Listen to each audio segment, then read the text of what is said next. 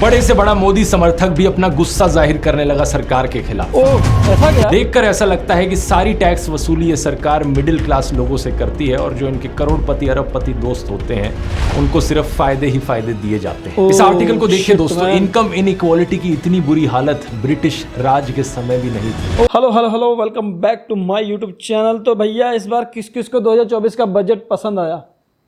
भैया अपने comment box में कमेंट्स जरूर बताइए कि भाई हाँ हमारे लिए बजट बहुत सही है। लेकिन भाई बजट में है क्या और क्या नहीं, आज की इस वीडियो में बहुत ही डीप तरीके से ध्रुव राठी के साथ हम लोग देखने वाले हैं। उससे पहले चैनल के लिए सब्सक्राइब, लाइक, शेयर, कमेंट जरूर कीजिए और किसी को इंस्टाग्राम पहली बार दिख रहा है तो प्लीज़ फॉलो कर लीजिए, चैनल को सब्सक्राइब कर लीजिए और किसी को पेड प्रमोशंस करवानी हो तो हमें इंस्टाग्राम पे डीएम कर सकता है। तो चलिए देखते हैं भाई क्या है middle class floored once again.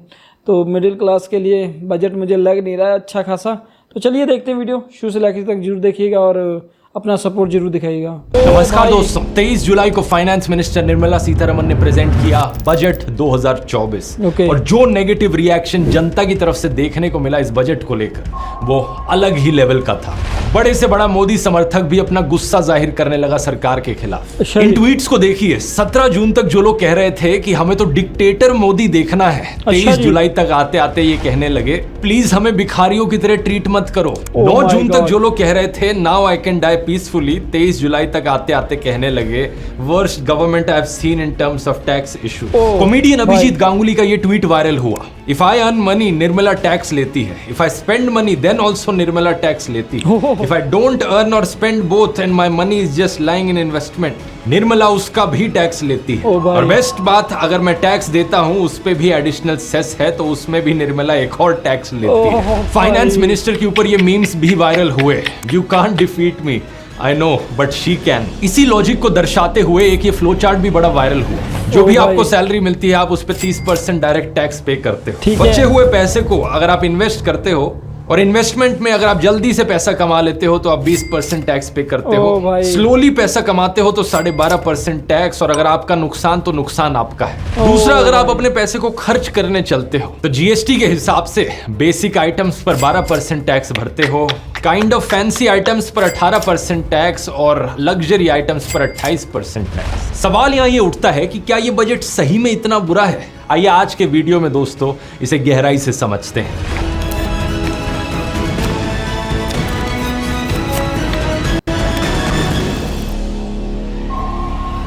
शुरुआत करते हैं उस चीज से जिसे सबसे ज्यादा क्रिटिसाइज किया जा रहा है, कैपिटल गेन्स टैक्स। ये टैक्स तब लगता है जब आप कोई अपना एसेट बेचते हैं, जैसे कि घर हो गया या जमीन हो गई, या फिर जब आप अपनी इन्वेस्टमेंट से प्रॉफिट कमाते हैं, जैसे कि स्टॉक मार्केट या म्यूचुअल फंड्स में जब आप पैसे इन्वेस्ट करते हैं। कैपिटल गेन्स टैक्स को 2 हिस्सों में डिवाइड किया जाता है। अगर आप किसी चीज को खरीद बेच रहे हैं 1 साल से कम के पीरियड में तो उसे शॉर्ट टर्म कहा जाता है, और जो टैक्स तब लगता है उसे short term capital gains tax कहा जाता है। शॉर्ट में कहा जाए तो STCG। लेकिन अगर आप अपनी इन्वेस्टमेंट्स को 1 साल से ज्यादा समय के लिए रखते हैं तो उसे लॉन्ग टर्म पीरियड कहा जाता है, और ऐसे केस में टैक्स लगता है long term capital gains tax, LTCG। अब इस नए बजट में सरकार ने क्या किया है, इन दोनों टैक्सेस को बढ़ा दिया है। Short term capital gains tax को बढ़ा दिया गया है 5% से, पहले 15% होता था, अब 20% कर दिया गया है। और long term capital gains tax को बढ़ा दिया गया है 2.5% से, पहले 10% होता था, अब ये 12.5% पर है। लेकिन इस केस में सरकार ने एग्जेम्पशन को भी बढ़ा दिया है। पहले 1 लाख की एग्जेम्पशन होती थी, अब ये 1.25 लाख की एग्जेम्पशन कर दी गई है। यानी कि 1 साल में अगर आपका प्रॉफिट 1.25 लाख से नीचे है तो आपको ये टैक्स नहीं भरना होगा। अब जाहिर सी बात है, जो भी लोग स्टॉक मार्केट और म्यूचुअल फंड्स में अपने पैसे को इन्वेस्ट करते हैं वो लोग गुस्सा है सरकार से, क्योंकि उनके लिए सीधे तौर पर ये नुकसानदायक है। इसके अलावा जो लोग फ्यूचर्स और ऑप्शंस में ट्रेडिंग करते हैं उनके लिए भी बड़ी बुरी खबर है। इनकी ट्रेडिंग पर एक सिक्योरिटीज ट्रांजैक्शन टैक्स लगाया जाता है। फ्यूचर्स पर पहले ये टैक्स हुआ करता था 0.0125% ऑफ द ट्रांजैक्शन वैल्यू, अब ये बढ़ाकर 0.02% कर दिया गया। और ऑप्शंस पर पहले ये होता था 0.0625% ऑफ द ऑप्शन प्रीमियम, अब इसे बढ़ाकर सीधा 0.1% ऑफ द ऑप्शन प्रीमियम कर दिया गया। अब लेकिन सरकार के पर्सपेक्टिव से अगर देखा जाए तो क्या जस्टिफिकेशन हो सकती है इन सारी टैक्सेस को बढ़ाने की? इसका जवाब छुपा है दोस्तों शायद से इकोनॉमिक सर्वे 2023-24 में। अच्छा, इकोनॉमिक सर्वे अगर आप नहीं जानते, एक एनुअल रिपोर्ट होती है, हर साल इसे प्रेजेंट किया जाता है बजट के आने से पहले, और इसे बनाया जाता है economics division of the department of economic affairs के द्वारा under the guidance of India chief economic adviser. Finance minister Nirmala Sitharaman ने 22 जुलाई को बजट से एक दिन पहले इस इकोनॉमिक सर्वे को पार्लियामेंट में प्रेजेंट किया था। इस सर्वे के अगर पेज नंबर 65 पर देखोगे तो लिखा हुआ है, if equity market claims on the real economy are excessively high, it is a harbinger of market instability rather than market resilience. Simple शब्दों में कहा जाए तो इनका कहना है कि स्टॉक मार्केट का एक बबल सा बन रहा है, और अगर मार्केट के क्लेम्स बहुत ऊंचे होते हैं तो उससे मार्केट इंस्टेबिलिटी होती है। कमाल की बात देखो दोस्तों कि अभी तक जब भी सरकार को क्रिटिसाइज किया जाता था इकोनॉमी, बेरोजगारी, इन्फ्लेशन जैसे मुद्दों पर, ये कहते थे कि स्टॉक मार्केट की तरफ देखो, स्टॉक मार्केट तो कितना ऊपर जा रहा है, अगर स्टॉक मार्केट ऊपर जा रहा है तो डेवलपमेंट हो रही है देश में। लेकिन अब कहा जा रहा है कि स्टॉक मार्केट का ऊपर जाना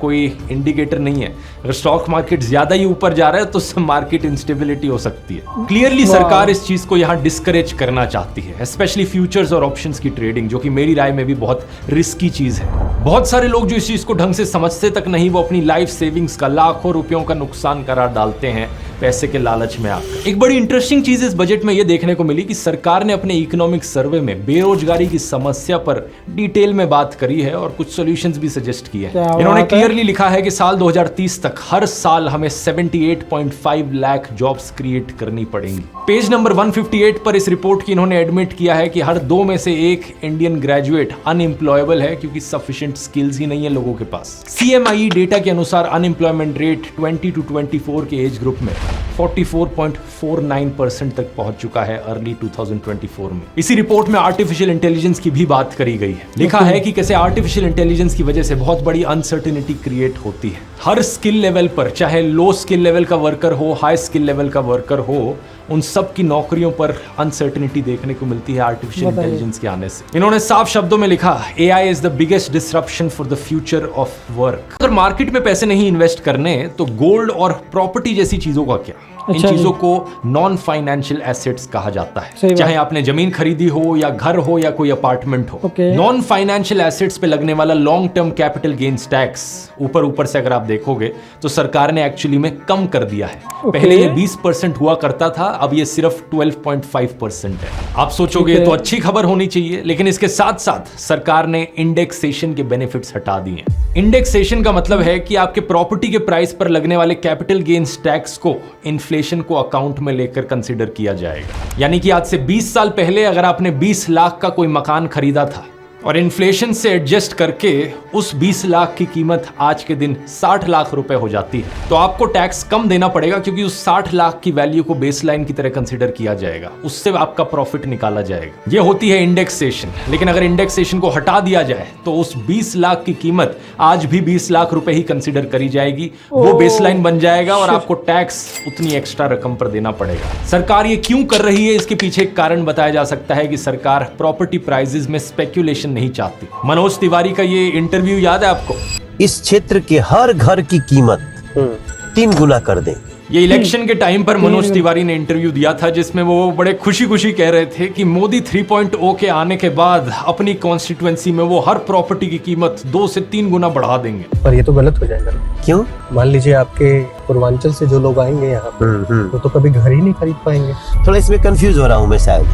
अब देखो, मनोज तिवारी जैसे लोगों के लिए तो इसमें फायदा है। जिन लोगों के पास इतना पैसा है कि उन्होंने 2, 3, 4, 5 प्रॉपर्टीज खरीद रखी हैं, प्रॉपर्टी बेचकर वो अपना धंधा चलाते हैं, वहां से उन्हें प्रॉफिट मिलता है। लेकिन जो बात इन्होंने सोची नहीं वो ये कि जो लोअर मिडिल क्लास लोग हैं, जिनके पास खुद की प्रॉपर्टीज नहीं है, जो घर खरीदना चाह रहे हैं अपने लिए, एक पहला घर खरीदना चाह रहे हैं, उनके लिए तो ये चीज नुकसानदायक है, क्योंकि उनके पर्सपेक्टिव से प्रॉपर्टी के प्राइसेस इतने ऊपर जाए जा रहे हैं कि वो अफोर्ड ही नहीं कर सकते घर खरीदना। यहाँ भी जब प्रॉपर्टी प्राइसेस ओवर वैल्यूड हो जाते हैं इस तरीके से, इसे एक रियल एस्टेट बबल कहा जाता है। तो सरकार प्रॉपर्टी में इन्वेस्टमेंट को भी डिस्करेज करना चाह रही है। लेकिन आपके लिए यहाँ पर पर्सनली फायदा होगा या नुकसान, ये आपकी पर्सनल सिचुएशन पर डिपेंड करता है। ये तेल आपको ऑर्डर करवाना हो, ड्रीम हब पे ऑर्डर करवाइए और कहीं पे भी आपको ये तेल नहीं मिलता है।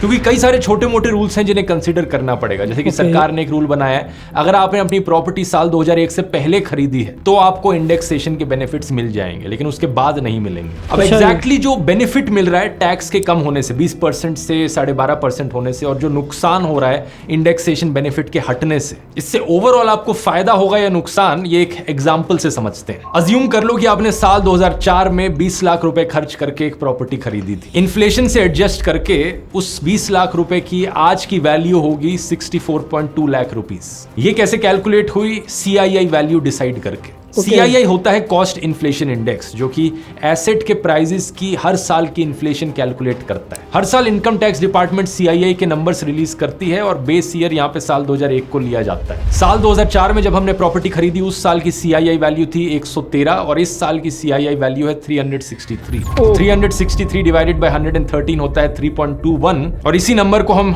मल्टीप्लाई करेंगे अपनी 20 लाख रुपए की कॉस्ट से इन्फ्लेशन एडजस्टेड वैल्यू निकालने के लिए अपने घर की आज के दिन। अब ये घर कितने में बिकता है? Centre for social and economic progress की स्टडीज के अनुसार हाउसिंग प्राइसेस इंडिया में 9.3% के एनुअल रेट से बढ़ते रहे हैं 1991 से लेकर 2021 के बीच में। अगर हम यही ट्रेंड अज्यूम कर लें तो इस घर का सेलिंग प्राइस हो जाएगा आज के दिन 1.24 करोड़ रुपीस। यानी कि 2004 में हमने एक प्रॉपर्टी खरीदी 20 लाख की, 2024 में हम इस प्रॉपर्टी को बेच रहे हैं 1.24 करोड़ रुपीस की कॉस्ट में। पहले पुराने सिस्टम से देखते हैं हमें कितना टैक्स भरना होगा। पुराने सिस्टम में इंडेक्सेशन को कंसीडर किया जाएगा तो 1.24 करोड़ माइनस 64.2 लाख हुआ 60 लाख रुपीस, और इस पर पुराने वाला long term capital gains tax लगाया जाएगा 20% का, जो कि होता है करीब 12 लाख रुपए का टैक्स हुआ हमारे लिए। अभी के सिस्टम की बात करें तो इंडेक्सेशन के बेनिफिट्स चले गए तो हम 1.24 करोड़ माइनस 20 लाख करेंगे, जो कि होता है 1.04 करोड़ रुपीस, और इस पर अभी का नया long term capital gains tax लगाया जाएगा 12.5% का, जिससे कि हमारा ओवरऑल टैक्स निकलेगा 13 लाख रुपीस का। तो ये एक बड़ा रियलिस्टिक एग्जांपल है रियलिस्टिक प्राइसेस के साथ। इस स्पेसिफिक केस में आप देख सकते हो कि करीब 1 लाख रुपए का नुकसान हो रहा है नए सिस्टम के आने के बाद। कई लोगों ने कंसर्न जताया है कि क्योंकि नया सिस्टम इतना नुकसानदायक है, लोग टैक्स बचाने के लिए कैश में डीलिंग करने लगेंगे, जिसकी वजह से ब्लैक मनी की सर्कुलेशन और भी बढ़ जाएगी। और सबसे ज्यादा नुकसान तो उन लोगों को होगा जिन्होंने पिछले 23 सालों में डिलेड प्रोजेक्ट्स में इन्वेस्टमेंट करी है। कई सारे ऐसे हाउसिंग प्रोजेक्ट्स हैं, सोसाइटीज हैं जहां पर लोगों ने अपार्टमेंट्स खरीदे लेकिन वो बने ही नहीं, 5-10 साल डिले हो गए, और अनलेस उन प्रॉपर्टीज का प्राइस एकदम से ड्रास्टिकली बढ़ जाए, इन लोगों को तो और भी ज्यादा नुकसान होगा। बस इकलौता फायदा इस पॉलिसी का जो सरकार उम्मीद कर सकती है वो ये कि प्रॉपर्टी प्राइसेस में जो स्पेकुलेशन देखी जा रही है वो कम होगी, प्रॉपर्टी प्राइसेस इतनी तेजी से नहीं बढ़ेंगे, और शायद लोअर मिडिल क्लास लोगों को घर अफोर्ड करने का एक मौका मिल पाएगा। फिर आते हैं हम एंजल टैक्स पर, वो टैक्स जो स्टार्टअप्स पर लगाया जाता है जब भी स्टार्टअप्स अपने फ्रेश शेयर्स इशू करते हैं अपने कंपनी के फेयर मार्केट वैल्यू से ऊपर के प्राइस पर। और नए बजट में सरकार ने इस टैक्स को हटाने का प्रपोज किया है। ये एक अच्छा फैसला है। इनफैक्ट ये एक ऐसा फैसला है जिसे ऑपोजिशन पार्टीज ने भी प्रेज किया है। कांग्रेस लीडर्स का तो कहना है कि उनकी ये डिमांड काफी समय से रही थी, और इनफैक्ट ये चीज उनके खुद के मैनिफेस्टो में भी लिखी गई थी। फिर इनकम टैक्स पर तो उसमें कुछ बहुत छोटे से माइनर चेंजेस किए गए हैं जो एक छोटे से स्केल पर फायदेमंद रहेंगे मिडिल क्लास लोगों के लिए। जैसे कि स्टैंडर्ड डिडक्शन को 50,000 से बढ़ाकर अब 75,000 रुपीस तक कर दिया गया। स्लैब्स में भी थोड़ा सा चेंज आया है। पहले 3 से 6 लाख रुपए की ईयरली इनकम पर 5% का इनकम टैक्स लगता था, अब 3 से 7 लाख रुपए की इनकम पर 5% का टैक्स लगेगा। सिमिलरली 10% टैक्स रेट का जो स्लैब था वो पहले 6 to 9 लाख की रेंज में था, अब वो 7 to 10 लाख की रेंज में। 15% टैक्स का भी पहले 9 to 12 लाख की रेंज थी, अब 10 to 12 लाख की रेंज है। बाकी आगे के टैक्स रेट्स में कोई बदलाव नहीं आया। एग्जैक्टली आपके लिए यहाँ पर कितना फायदा होगा वो डिपेंड करता है कि आपको कितने डिडक्शंस मिल रहे हैं सेक्शन 80D, 80TTA, 80TTB के अंडर।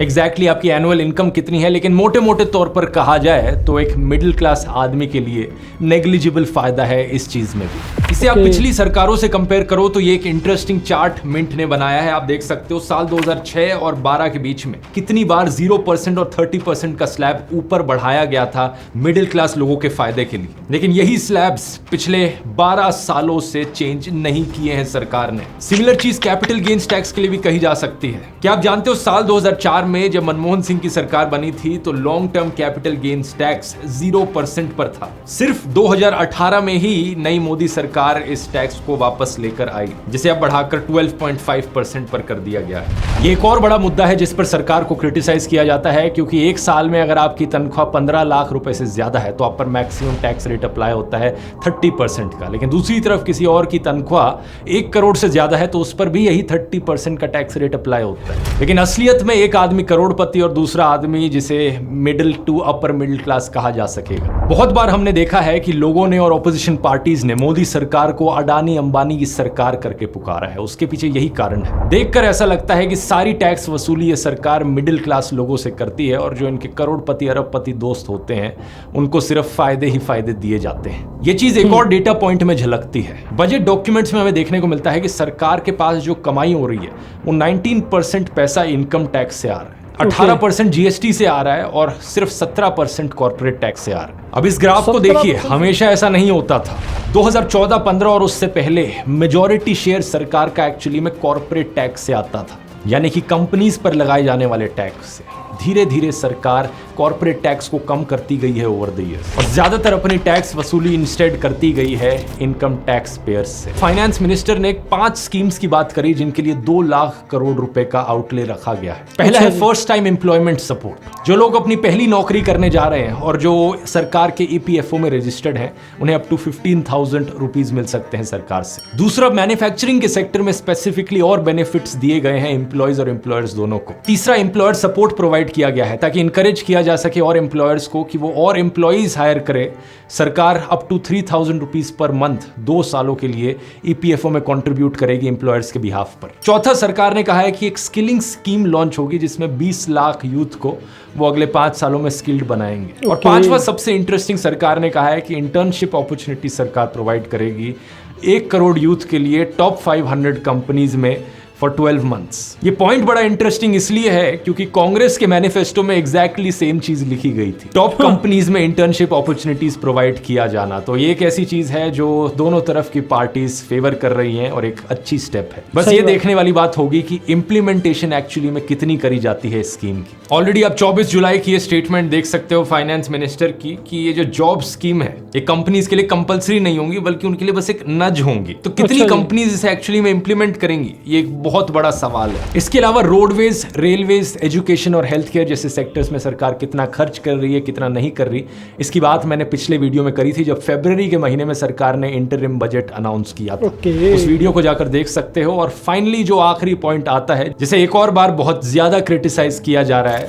वो है अलग अलग स्टेट्स में पैसों की डिस्ट्रीब्यूशन। इस बजट में सरकार ने स्पेशली आंध्र प्रदेश और बिहार की स्टेट्स को बहुत ज्यादा पैसा एलोकेट किया है बाकी स्टेट्स के कंपैरिजन में। 15,000 करोड़ रुपए दिए गए हैं आंध्र प्रदेश की कैपिटल अमरावती की डेवलपमेंट के लिए। अब आंध्र प्रदेश में तो ऑलरेडी इलेक्शंस हो चुकी हैं लेकिन बिहार की इलेक्शंस आनी बाकी है, तो बिहार को जो पैसा दिया जा रहा है वो नेक्स्ट लेवल का ही है। 60,000 करोड़ रुपीस खर्च करेगी सरकार अलग अलग इंफ्रास्ट्रक्चर प्रोजेक्ट्स में बिहार में, expressways, power plants, heritage corridors, नए।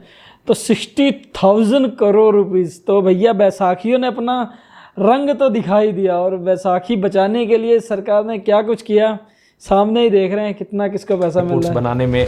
और 11,500 करोड़ रुपए स्टेट को दिए जा रहे हैं फ्लड मिटिगेशन के लिए। इसके अलावा जो टूरिज्म का बजट होता है उसमें सबसे बड़ा शेयर बिहार को दिया जा रहा है। विष्णुपद मंदिर गया में और महाबोधि मंदिर बोध गया में इन्हें वर्ल्ड क्लास फैसिलिटीज और टूरिज्म इंफ्रास्ट्रक्चर दिया जाएगा, फाइनेंस मिनिस्टर ने कहा। यह बात बड़ी साफ है कि बीजेपी अपनी माइनॉरिटी गवर्नमेंट में अपने एलाइज टीडीपी और जेडीयू को खुश रखने की कोशिश कर रही है, इतना सारा पैसा इन 2 स्टेट्स को एलोकेट करके। यही कारण है कि leader of opposition Rahul Gandhi ने इस बजट को कुर्सी बचाओ बजट बुलाया। एक समय पर बीजेपी की सरकार इसी तरीके से फेवर किया करती थी गुजरात और उत्तर प्रदेश की स्टेट्स को और बाकी स्टेट्स को इग्नोर किया जाता था, लेकिन अब फोकस शिफ्ट हो गया है आंध्र प्रदेश और बिहार पर। इस चीज पर ढेर सारे मीम्स भी बने हैं जो कि आप स्क्रीन पर देख सकते हो। ऐसे कंक्लूजन में आपको देश में बढ़ रही इनकम इनइक्वालिटी का ये चार्ट दिखाना चाहूंगा जिसमें आप देख सकते हो कि ओवर द ईयर्स जैसे अमीर लोग और अमीर होते गए हैं, गरीब और गरीब होते गए हैं और पिछले